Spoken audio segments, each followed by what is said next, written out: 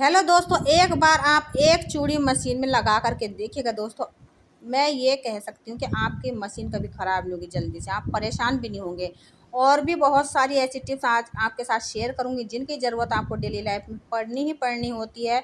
लेकिन आप अगर इन टिप्स तो को देख शुरू लेते करते हैं हैं तो और समय देखते हैं पड़ने आज की पर आप सबसे अपने घर पहली के काम या फिर टिप्स। अपनी कोई भी यहाँ परेशानी पर को मैंने सॉल्व लिए कर हुए हैं सकते हैं। अपने सैंडल। तो शुरू इस करते तरीके हैं सैंडल हम आज लेडीज जब की वीडियो पहनती और हैं देखते हैं सबसे और पहली सैंडल भी काफ़ी टिप। महंगे। तो यहाँ पर दोस्तों इन चप्पल को मैंने आज ले रखा है। आप यहाँ पर इनके जो बेस हैं यानी कि तली हैं, ये देखिएगा, ये बिल्कुल घिस चुके हैं। देखिए एड़ी की तरफ से और पंजों की तरफ से बिल्कुल ये जो इसमें डिजाइन बना हुआ होता है बीच में, ये बिल्कुल घिस चुका है, प्लेन हो चुका है।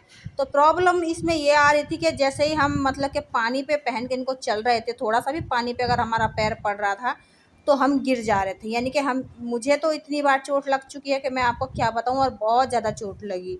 तो तब दिमाग में यही आया कि या तो इसको फेंक दें या फिर रख दें, इनको नहीं पहनेंगे। लेकिन दोस्तों फेंकने से अच्छा है, थोड़ा सा मैंने दिमाग लगाया अपना, और यहाँ पर जो ये आलू छीलने वाला चाकू होता है हमारे पास, इसको मैंने लिया क्योंकि इसमें कट कट वाले ना ये दांते होते हैं। एक तरफ से आपने देखा होगा, दोनों तरफ किनारे में ये कट कट वाले दांते जो होते हैं ना, तो इससे मैंने क्या किया, चप्पलों के बेस को काटना शुरू किया। अब यहाँ पर जैसे मैं इनको बेस को काट रही थी चप्पल के, तो इसमें ना एक निशान जैसा यानी कि डिजाइन जैसा क्रिएट हो रहा था। ऐसा डिजाइन इसमें क्रिएट हो गया था मानो कि जैसे हम मार्केट से ख़रीद के लेके आते हैं ना, किसी की चप्पल के बेस में निशान होता है, उसी तरीके से मैंने इसमें निशान बनाए, दोनों चप्पल में बना दिए। अब यहाँ पर ये जो बेस था एकदम जो चिकना था, स्मूथ था, वो एकदम खुरदुरा हो चुका था। अब मुझे ये सुविधा इसमें हो गई थी कि मैं इनको पहन सकती थी पानी पर भी। ये मैंने इतना अच्छे से घिस दिए इनके तले, इस चाकू से इतने अच्छे से काट दिए कि ये उबड़ खाबड़ से हो गए थे, यानी कि इसमें मैंने डिजाइन क्रिएट कर दिया था। आपको यहाँ पर दिख भी रहा होगा। तो अब ये चप्पल जो ना पानी पे बिल्कुल भी नहीं फिसलेंगे क्योंकि मैंने खूब गहराई में निशान लगाए हैं चाकू से। तो आई होप दोस्तों ये टिप्स आपको यूजफुल लगी होगी। देखिए चप्पल को फेंकने से अच्छा है आप थोड़ा सा दिमाग लगा लीजिएगा और इस तरीके से अपने कामों को आसान कर सकते हैं। चोट बिल्कुल भी नहीं लगेगी क्योंकि हम रपट के गिरेंगे ही नहीं।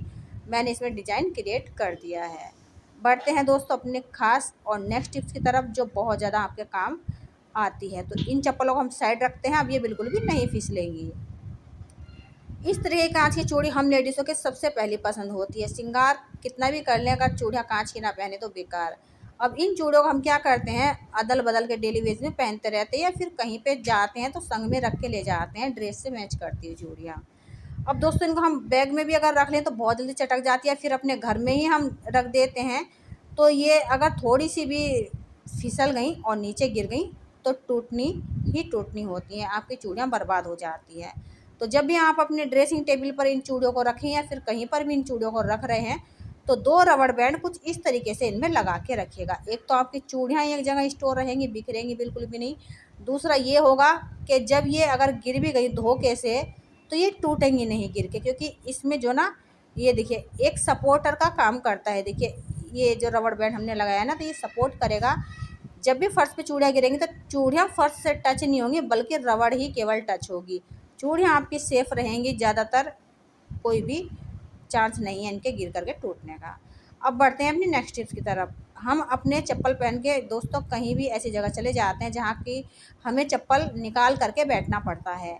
यानी कि आप समझ लीजिए कीर्तन भजन में हो या फिर मंदिर वगैरह में हम अपने चप्पल बाहर निकाल के चले जाते हैं। फिर शादी पार्टी में भी जाते हैं तो गीत वगैरह गवाते हैं या फिर जैसे भी बहुत सारी जगह पर हमें चप्पल निकाल कर ही बैठना पड़ता है। तो दोस्तों ऐसा होता है ना, कुछ पर्सन वहाँ पे ऐसे होते हैं कि हमारे चप्पल उठा लेते हैं, बदल लेते हैं। क्योंकि कुछ इंसान ऐसे ही होते हैं, यही देखते हैं कि कौन सी चप्पल बढ़िया है वही उठा लेते हैं, और आप कहोगे कि निकालो मेरी चप्पल है तो सीधा यही कहेंगे कहाँ पे आपका कोई नाम लिख रहा है क्या। तो भाई नाम लिख लीजिए, अभी लिख लीजिए। मैंने तो अपनी चप्पलों पे नाम लिख लिया क्योंकि चप्पल भी काफ़ी महंगी आती है, 500 से कम की नहीं आती हैं अच्छी चप्पलें भी। तो जब भी कोई चप्पल आपकी चुराएगा तो आप बोल दीजिएगा हाँ नाम लिखा हुआ है, आपकी चप्पल बिल्कुल गुम नहीं होंगी। अब देखिए दोस्तों इस तरीके के जो स्विच बोर्ड हमारे घरों में बहुत सारे होते हैं। अब हमें तो ध्यान रहता है कि कौन सा हमें यूज करना है, कौन सा पंखे का है, कौन सा टीवी का है, कौन सा स्विच का है, तो हमें पता होता है। लेकिन घर में बाई चांस मेहमान आ जाएँ तो उनको पता नहीं होता है, तो आप बता दीजिए और नाम लिख दीजिए ये पंखे का है, ये टीवी का है, स्विच का है। या फिर आपके घर में छोटे बच्चे हैं तो उनको भी बता दीजिए कि ये इस चीज़ का चटकनी लगी हुई है, स्विच है, उसी को बच्चे केवल ऑन करेंगे, ये कभी ख़राब नहीं होगी। वरना बच्चे भी चटक-पटक इसको करते रहते हैं तो ख़राब हो जाती है। अब यहाँ पर ली हुई है मैंने आलपिन, जिनके घरों में सिलाई होती है उनके घर में ये आलपिन मिलती ही मिलती है, या फिर हम वैसे भी रखे रहते हैं, बहुत ही काम की होती हैं। अब ये बिखर जाती हैं, इधर-उधर हम भर के रख देते हैं तो एक दो गिर करके इधर-उधर ये गुम भी हो जाती हैं। और दूसरी बात ये, घर में छोटे बच्चे हो तो उठा करके मुँह में भी डाल सकते हैं, दुर्घटना घट सकती है। या फिर इधर-उधर पड़ी अगर रह जाएँ तो पैर में भी गड़ सकती है, बहुत सारी चीज़ें हो सकती हैं दोस्तों। तो थर्माकोल लिया मैंने, डिब्बी में लगा दिया, देखिए इस तरीके से, और सारी आलपिन मैं इसमें लगा दूँगी। इतने अच्छे से ये फिक्स हो जाएंगे जैसे कि मान लीजिए आपने सीमेंट में लगा दी हो। जब तक आप इन आलपिन्स को नहीं निकालेंगे तो ये डिब्बी में रखी रहेंगी, बिल्कुल भी नहीं गिरेंगी। आप कैसे भी कहीं पे भी रखिएगा इनको, ये गुम होने वाली नहीं है। तो थर्माकोल का छोटा सा टुकड़ा मैंने डिब्बी के नाप से कट किया और इसी में रखा डिब्बी में। अब देखिए ऊपर से मैं इसमें ढक्कन भी लगा दूँगी, तो हो गई ना हमारी आलपिन सेफ। ना तो इसमें अभी नमी वगैरह आई, क्योंकि बरसात शुरू हो चुकी है तो नमी वगैरह बहुत जल्दी आती है इन चीज़ों में। तो ये शेफ रखी रहेंगी, ना तो गुम होंगे और ना ही बच्चे इन्हें उठा पाएंगे। बच्चों की पकड़ से इस डिब्बी को दूर रख दीजिए और निश्चिंत रहिएगा, आपकी आलपिन सेफ सुरक्षित रखी रहेंगे और आप भी सेफ रहेंगे, आपके बच्चे भी सेफ रहेंगे। देखिए गिरा के भी दिखा दी हूँ मैं इसको, ये बिल्कुल भी नहीं निकलने वाली हैं आलपिन जब तक आप इनको नहीं निकालोगे। अब देखिए दोस्तों, मैं आपको बताती हूँ ये चूड़ी वाली जो टिप्स है ये क्या है, मतलब कैसे आपके काम आएगी। तो अक्सर ऐसा होता है, आप सभी ने नोट किया होगा, जब भी हम सिलाई करते हैं तो कभी-कभी हम ऐसे कपड़े पर सुई को चला देते हैं, सिलाई कर देते हैं, जिससे कि हमारी सुई ना बेकार हो जाती है, यानी कि वो मुड़ जाती है सुई। और जब हम कपड़ा सिलने की कोशिश करते हैं तो कपड़ा हमारा उलझता रहता है, कपड़े को पकड़ करके चलती है सुई और निशान पड़ते चले जाते हैं, धागा खींचता है और हमारा जो कपड़ा होता है ना वहाँ से कट फट जाता है। तो देखिए आपने करना क्या है, अगर आप मशीन की सुई को नहीं निकाल पा रहे हैं तो ये कांच की चूड़ी आपने लेनी है और देखिए इस तरीके से आपने सुई को घिसना है। तो मैं आपको ये बता दूं दोस्तों, अगर आप सुई नहीं निकाल पा रहे हैं, बहुत टाइट फिक्स लगी हुई है और आपको लगानी भी नहीं आती है मशीन में सुई, तो आप एक चूड़ी लीजिएगा, कांच की लेनी है, प्लास्टिक की नहीं लेनी है। कांच की चूड़ी घिसेंगे तो आपकी जो मुड़ी हुई सुई है ना वो बिल्कुल सीधी हो जाएगी, क्योंकि कांच से जो होता है ना बहुत अच्छे से शार्प होती है चूड़ियाँ। मेरी आजमाई हुई ट्रिक है, आप विश्वास करिए और एक बार ट्राई करके देख सकते हैं। अगर आप मशीन की सुई को निकाल लेते हैं तो उससे अच्छी तो कोई बात ही नहीं हो सकती। यहाँ पर मैंने देखिए सुई को निकाल के दिखा दिया है आपको। अब यहाँ पर देखिए इसकी जो नोक है थोड़ी सी तिरछी होगी, क्योंकि मैंने एक मोटे से कपड़े पर इसको चला दिया था मशीन को, तो सुई थोड़ी सी मुड़ गई थी। और जब मैं बाद में सिलाई करने लगी दूसरे कपड़े पे तो कपड़ा खींच रही थी, सुई अटक रही थी। तो देखिए इस तरीके से चूड़ी लेनी है कांच की आपको, और इस मशीन की सुई को ना आपको इस तरीके से घिसनी है। 10-20 बार आप घिस दीजिए घुमा घुमा करके।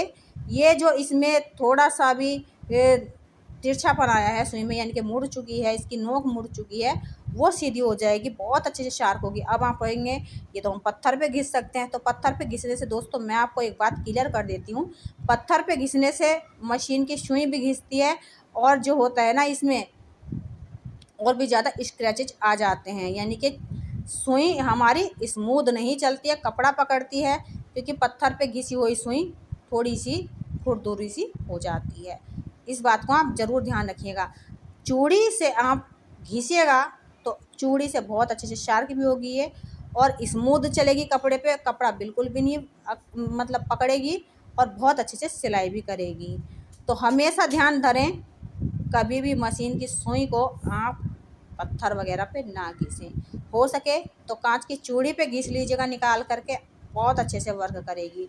जैसे कि आपने देखा भी होगा, जो हमारी कैंची होती है जिससे हम कपड़ा काटते हैं, अगर हम चूड़ी उस कैंची से काट दें तो हमारी जो कैंची की धार होती है ना बहुत ज़्यादा शार्प हो जाती है, हमारी जो कैंची होती है ना बहुत तेज़ चलने लगती है।